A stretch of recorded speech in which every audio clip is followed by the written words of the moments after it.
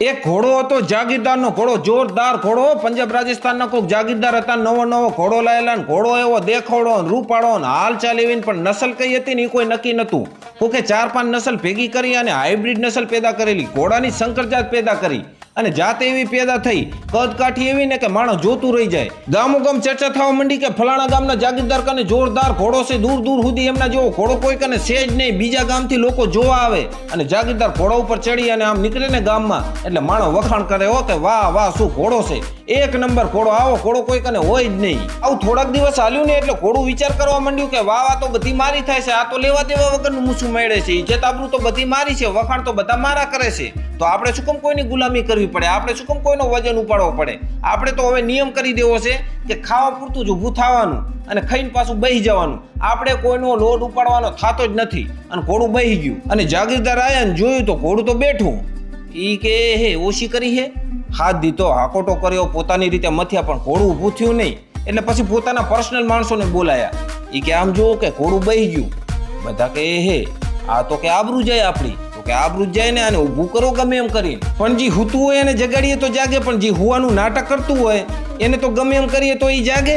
ત્યાં ઘોડાને તો બાંધ્યો ને ખેંચ્યો ને તાણ્યો ને માર્યો ને ઘણું મથ્યા, પણ ઘોડો કોઈ રીતે ઊભો થાય નહીં.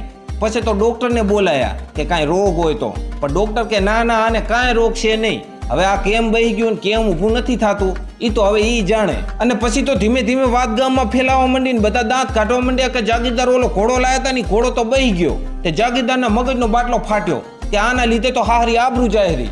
હા જુદી જો આ ઘોડો ઊભો ના થાય ને તો સાલાને ભડાકે દઈ દેવો છે. ત્યાં કને એક બકરું રખડતું હતું ને તે બકરું આ વાત સાંભળી ગયું. તે બકરું ગયું ઘોડા કને અને ઘોડાને જઈને કે હા જુદી ઊભો થઈ જાય, નકર તારો બાપ ઓલો ભળી બંદૂકે બેઠો છે ને કહેતો હતો કે હા જુદી જો ઘોડો ઊભો ના થાય ને તો ભડાકે દઈ દેવો છે.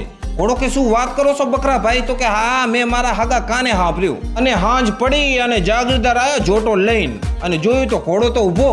જાગીરદાર તો ચડ્યા ને ઘોડો તો રેડી હો. બધા કે વાહ વાહ તમારે તો કે મેળ આવી ગયો. જાગીરદાર રાજીના રેડ થઈ ગયા. એ કે ઘોડો ઊભો થઈ ગયો છે ને એની ખુશીમાં આજ મારા તરફથી પાર્ટી. તે બકરાને ઉલારી નાખ્યો. બકરો બચારો ઘોડાનો ભલું કરવા ગયો ને તે પોતાના ખોબા ઉપડી ગયા. એટલે અમુક વાર આવું થતું હોય છે. અમુક માણસોને લેવા દેવા વગરની કોકની મેટરમાં ઘૂસવાનો બહુ શોખ હોય. એ કે આપણે ફટાફટ કરાવી દઈ, જાનમાં કોઈ જાણે નહીં, લાડાની ફઈ હું એમ કરીને કોકની મેટરમાં ઘૂસી જાય. પણ કોઈની મેટરમાં એમ લેવા દેવા વગરનું ઘૂસાય નહીં. નકર અમુક વાર આપણે કર્મ કરવા જઈએ ને તો કાંડ થઈ જાય. આપણે કોકનું ભલું કરવા જઈએ એ રે સાઈડમાં આપણા ખોબા ઉપડી જાય.